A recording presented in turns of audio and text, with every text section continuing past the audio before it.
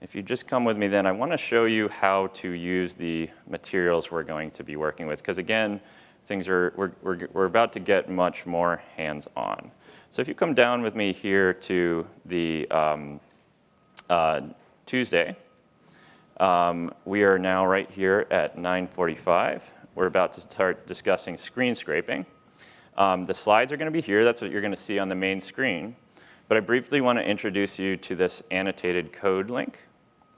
And so if you come up here, you'll see that for each of the tutorials we'll be working through today and tomorrow, there are clickable interactive tutorials that include all of the code that you're going to see up on the screen.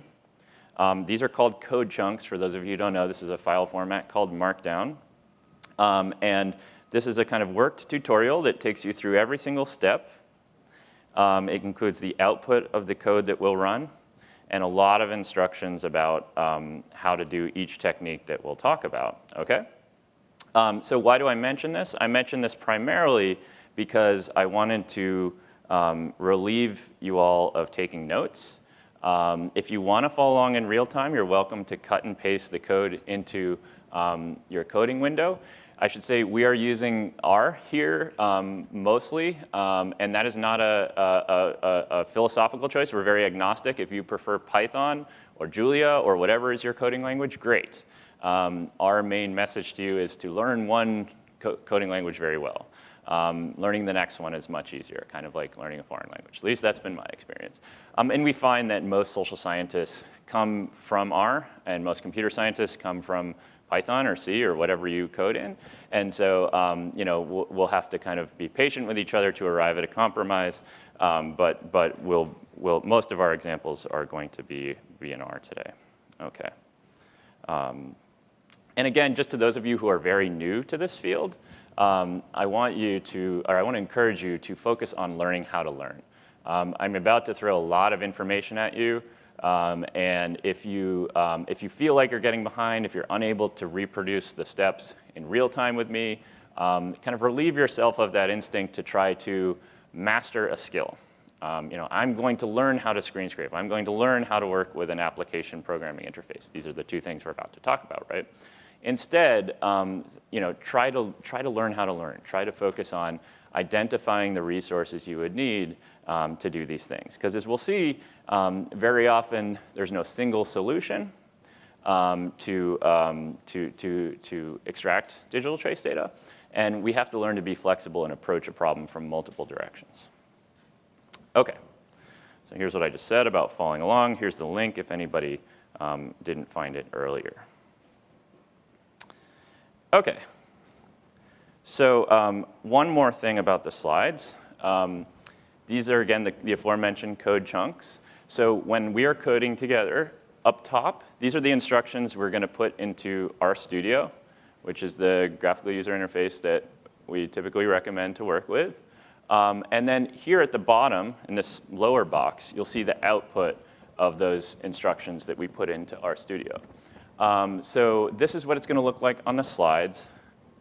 And again, this is what it looks like in the annotated code. So here's a chunk of code where we're going to discuss topic modeling tomorrow.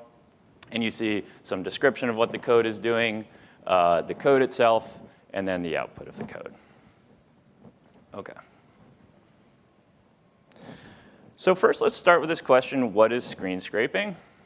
And typically speaking, it means identifying a web page that you can legally scrape.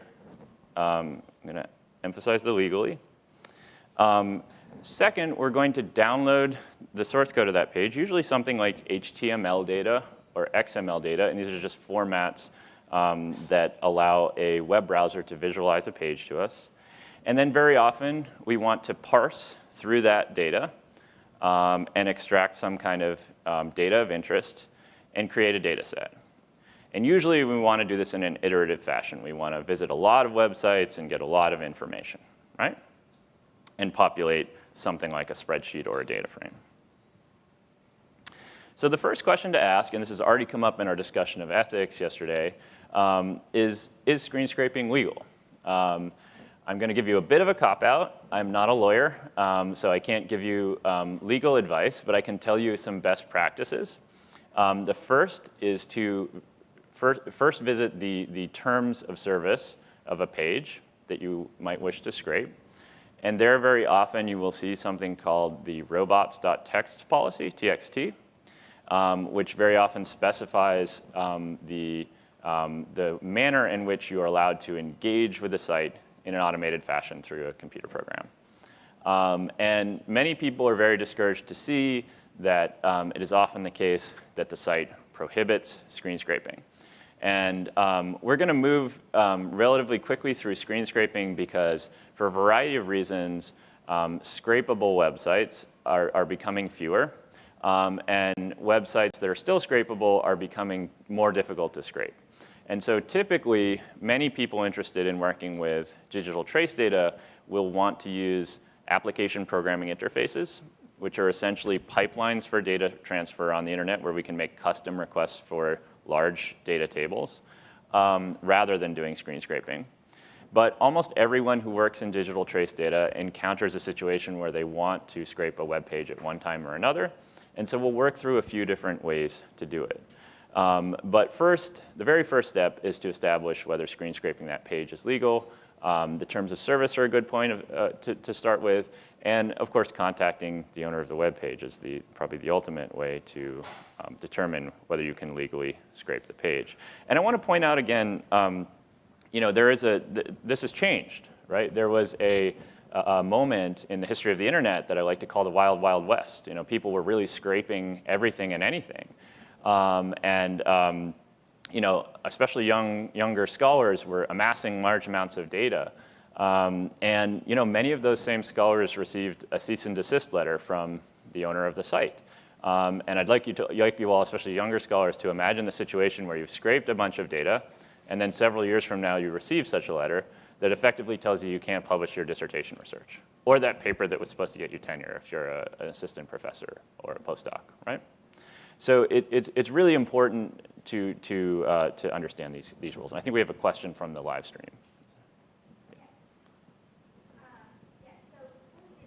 Web scraping in R. Elliot from NYU wants to know if you can spend just a little time discussing the pros and cons of R and Python, especially the different packages that exist in each for things like screen scraping, topic modeling, natural language processing. Sure, so we could spend all day on this topic, I'm sure, especially with this crowd.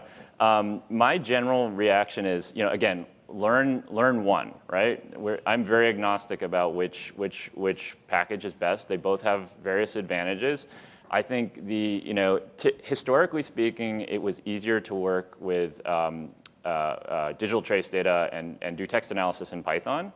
That gap has closed substantially thanks to the work of a lot of developers in the Tidyverse, which is a family of R packages. And we'll talk about some of those packages tomorrow. We'll talk about some of those packages today. One of the main reasons that I think R has advantages for computational social scientists is that it provides really easy access to the state of the art in statistics. And typically, we want to move quickly from collecting digital trace data to analyzing it. And though Python has made amazing strides in pandas and elsewhere to develop that infrastructure, I think the fact that most faculty in statistics still code in R is a strong case for using R. But again, we could talk about this all day. Feel free to have a lively debate on Slack. But just in the interest of time, I think I'd like to keep us going. OK. Any other questions? No. OK. So another warning.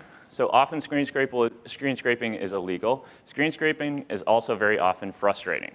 Why? Because this data is urinal-like, right? It was not made for you, the researcher, to easily get your data. It was made to help a web browser visualize a web page. And so that nugget of information that you want is hidden deep within some code that allows a computer to visualize the page.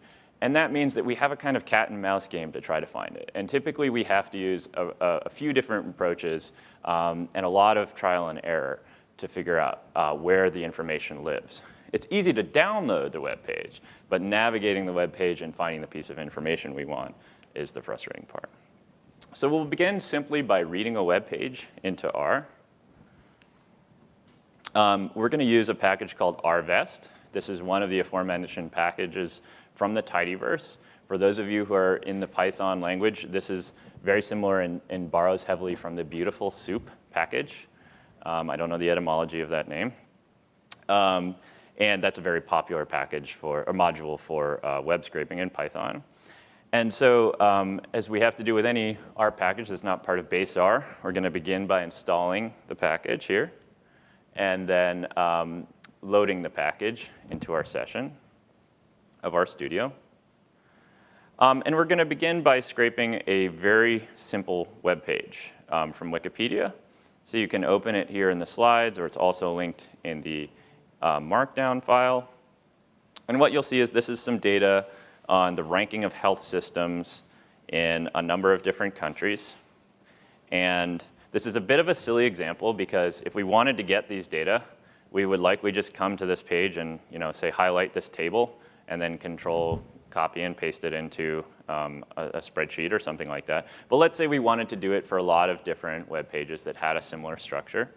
Well, the way we would want to do that is to begin by reading the HTML into R. So this is what the web page looks like to us, right? It has font and visuals and hyperlinks.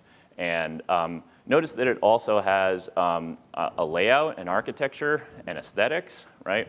This font is larger. It's always at the top. This font is this table we all know from browsing Wikipedia gives us the kind of the table of contents, right? And to our web browser, all of these things are the result of a set of instructions, right? There are parts of HTML code that tell the web browser, put this at the top, put it in this font, and make it larger text, for example. And that's typically the type of stuff that we don't want to scrape when we scrape a web page. So what does that stuff look like? So I just showed you what it looks like to a human. This is what it looks like to a computer, right? Just nasty, ugly HTML, right? And here you can actually see the data we want is actually right in here, or some of it, the names of the countries if you zoom in on your own screens. But the rest of that data is hidden somewhere in this HTML. So we have to do quite a lot of legwork to find out how to get from this messy chunk of text to that neat table. So the way we're going to do that, the rvest package has a read_HTML function. And we can pass the hyperlink or the URL to that function. And we will create here an object in R called Wikipedia page. And if we browse that, we see it's a mess, right? It's not at all what we want. And that's because it's part of this HTML file. And HTML has a structure that looks something like this. It has a head and a body. It has a tree-like structure. And typically when we're parsing HTML, we're trying to learn how to tell our computer program how to navigate this tree-like structure and find the piece of information we want. So how to tell it to, usually the data we want is going to be in the body of the text. The head typically refers to the aesthetics. And so then, but even in here, and this is a very simple HTML page, our data might live down here. And so typically what we do is in a step-by-step process try to identify some codes that help us to identify which branch the information we want is on, and then write some code to go pull out that information. Okay. So a nice way to do that, if you use Chrome, is to go to your View menu. And if you come down to the Developer dropdown, you'll see something called Developer Tools. If you want, incidentally, if you want to see the source of the page that I just showed you, you could go to View Source, and then your Chrome browser will show the source. But if you come to Developer Tools here, this pane here will open up. And what you're seeing here is the HTML that we were just looking at alongside the page itself. And what's nice about this tool is that we can click and interact with the page here and learn which section of the HTML that data lives in. And the way we do that is to right-click near the data we want. In this case, we might click somewhere in our table here that we're trying to scrape. And if we right-click, we can select Inspect And when we select inspect, the associated part of the HTML code will be highlighted here, and we can then come over to that part and discover exactly where in our HTML tree our data live. And if we find that part, we can then right-click again, and we can find something called the XPath, which is essentially a set of instructions that is going to allow us to parse our HTML. It's going to tell us exactly where our data live. OK, I know I'm moving fast. Again, if you're trying to follow along in real time, you might want to step back and relieve yourself of that duty. Know that all the notes and explanations of each step are in that annotated code file that is linked on our webpage. OK, so now, once we've got that XPath, we're going to use another function called HTML node. And what that function does is parse the HTML to the node, to the part of that tree that I just showed you, where our data is living. And the HTML node function requires several arguments. First, it needs the name of the HTML we're trying to parse. Here, that's Wikipedia page. And then it needs an XPath argument. So that's that chunk of code that we just got by right-clicking on the HTML after having selected it using the inspect option from the developer tools. And when we pass that and then browse it, so we're using the head command in R here, which simply visualizes the first 10 lines of an object, we see we're still not where we want, right? We still don't have that neat table. And so we need to use another function, because we've got down to the branch, but within the branch there's still a bunch of stuff. And what we want is this table. And so here, if we apply the HTML table function, once we're on the right node, it's going to pull out all of the table-style objects from that node. And here, I've defined that as a new object called health rankings using my assignment operator here. And then we're simply browsing that object. And we see that we've got still not super neat and tidy data frame, but we've got a list of countries, and we are getting much closer to the data that we actually intended to scrape. So we could then go on to transform that object into a data frame or export it as a CSV or whatever we want to do using, say, the write CSV function or, say, putting it into a data table.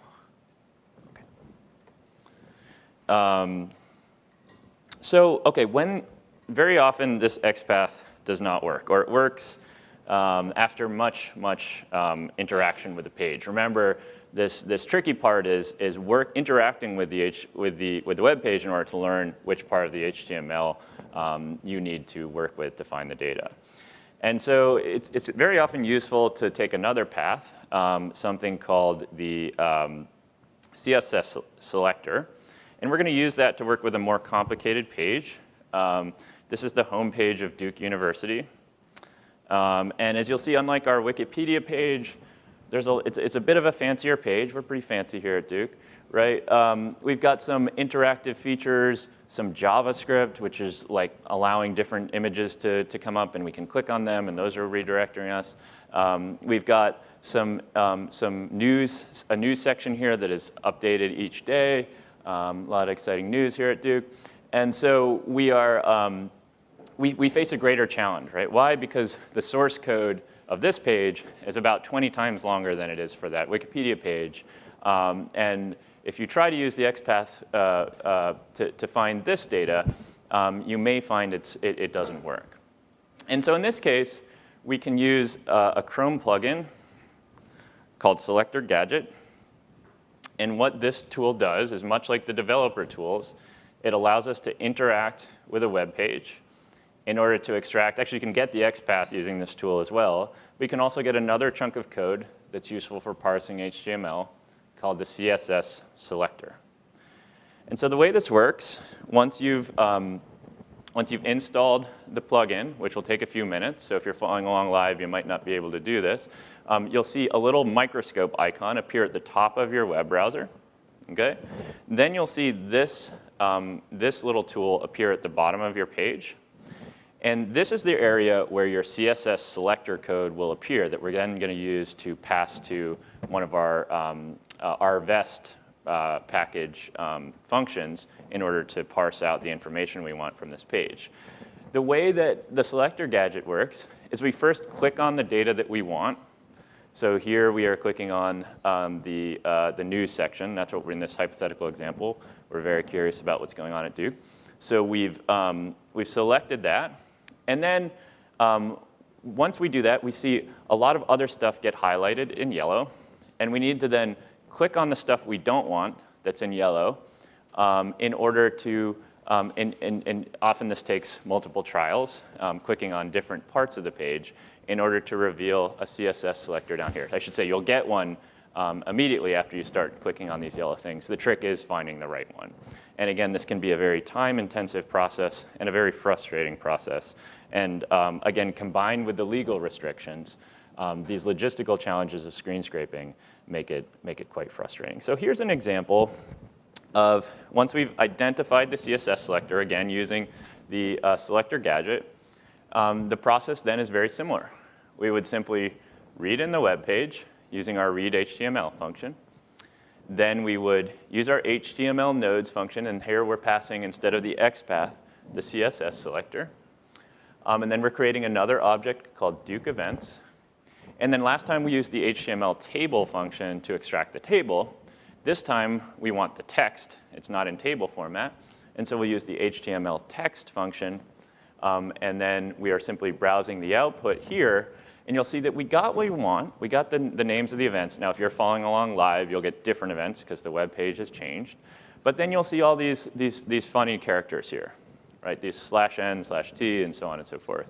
These are a kind of residual mess from our HTML, often called HTML tags, telling the browser in this case to start a new line and put a space in between the text, right? And so tomorrow we'll go over in some basic text analysis ways to clean up these type of HTML tags in our data, which very often we don't want, especially if we're going to run a text analysis. And we don't want, for example, /t to have a meaning. OK, so we have a few minutes left. I think we have about 5 minutes. And I want to go over one last tool to have in your toolkit for screen scraping. And then we'll move on to application programming interfaces after the break. And then we'll move on to building apps and bots to collect digital trace data. And this final tool is browser automation. Again, this is another way of interacting with a computer in an automated manner. And essentially what we're going to do is, instead of finding the page and reading it in and extracting the information, we're actually going to open a computer program called Selenium, which controls our entire computer, which is a bit scary. Just as a little bit of a warning, we do live in an open source world. And it's good practice to understand that the package has been produced by a reliable developer. That's often difficult to do, but some good cues are the amount of community, the number of people who are involved in discussions, say on GitHub, about the maintenance of the package, and also the reputation of the developers. So you can look at reputation on GitHub in a number of ways. I think there was a question or a comment. You tried to start Selenium. Yes, yeah. So I'll get to that in just 1 second. One of the pleasures of browser automation is working with some very buggy software. Yeah. So long story short, there could be a Java issue. So very often you have to install an older version of Java on your computer to get browser automation to work. And just yesterday, Karsten and Frito discovered that there's a particular issue with the ROpenSci package that was in our code here. And this is a good teachable moment, right? In this landscape, the ground is always moving, right? And this is why I'm so adamant that you need to learn how to learn instead of trying to think of, now I've acquired the skill of screen scraping and now I'm going to move on, right?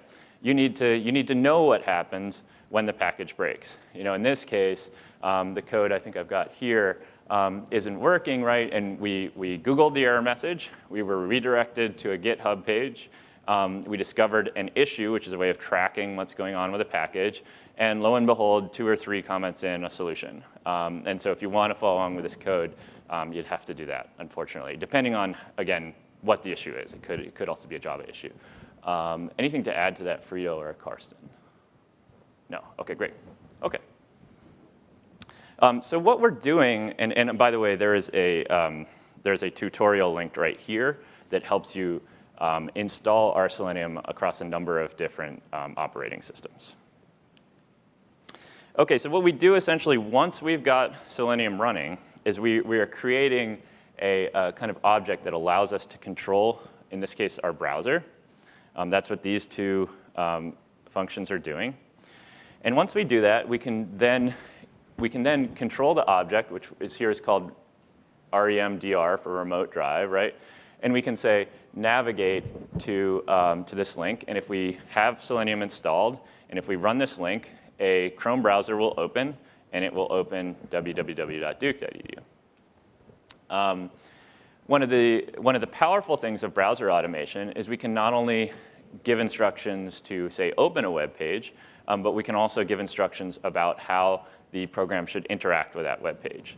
So in this case, we can find the search box. And in this hypothetical example, we are, let's say we're trying to search for news about data science at Duke. And so here we would use the CSS Selector to find the search box using the steps I showed you earlier to identify how to tell Selenium where to click. It's actually literally clicking on the page in order to enter a search. And that's what this set of instructions is doing here. And then we can actually tell it which keys to type. We can tell it to type in a search term. We can tell it to press enter. We can tell it to press space or tab or whatever.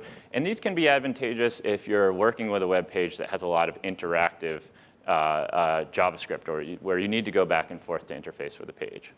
Now, very often, these type of pages that require that level of interaction, you are not allowed to scrape. So be aware of that.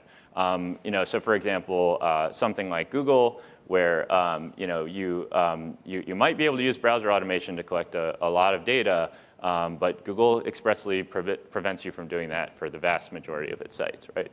And perhaps more importantly, Google provides alternatives, which we're about to talk about, called application programming interfaces, which are not only legal, but much easier to work with and will prepare your data in a neater format.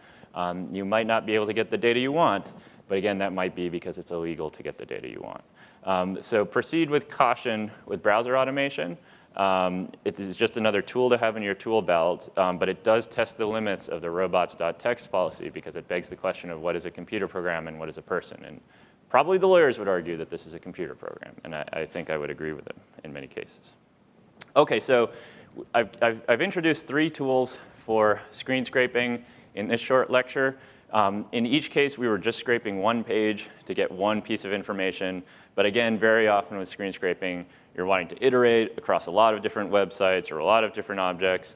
And so to do this, we very often need to write a loop. And if you've done our data camp exercises, you'll have some familiarity with code like this, which is telling you how you might take a list of websites and create a blank container or a place to store the data that you are going to scrape iteratively from them, and then a set of instructions placing the code from earlier within our loop with a set of instructions about what to change each time through the loop. This code, by the way, will not work. And there's an intentional reason for that, to explain to you that it's very often the case that unless you are going to scrape the same web page and the same web page that has a very similar structure to another web page, you're going to have to write custom code for each page that you're going to scrape. And so another major disincentive for screen scraping is that let's say we wanted to scrape all the pages of major US or international universities to get information about computational social science. Well, we'd be dealing with dozens or hundreds or thousands of different types of web pages. And so we may very quickly find ourselves in the world where writing the code to scrape those pages takes longer than going to those pages manually and scraping that pages. And that's yet another reason why very often we don't want to use screen scraping. But let me conclude with a brief discussion of good good times or ideal cases for screen scraping. These are very often more simple websites. So many government websites do not prohibit screen scraping. Some administrative data live on non-protected websites. In particular, if these are older websites that have the same structure, and if there's a particular pattern in the URL that allows you to say, look at the top of the URL in your browser and say, oh, it looks like the date is changing at the end of the URL. And each time I change the date, then I get a different list of information. If it's something as simple as that, then you can simply write a loop that then says, change the date by using some type of concatenate function. In R, that would be the paste function, and change the URL that you are passing to our read HTML function that I just described in an iterative fashion. OK, so that's it for screen scraping. If folks on the live stream have questions, I'm happy to answer them on Slack later today. And when we come back from our break, we'll be talking about application programming interfaces. Thank you.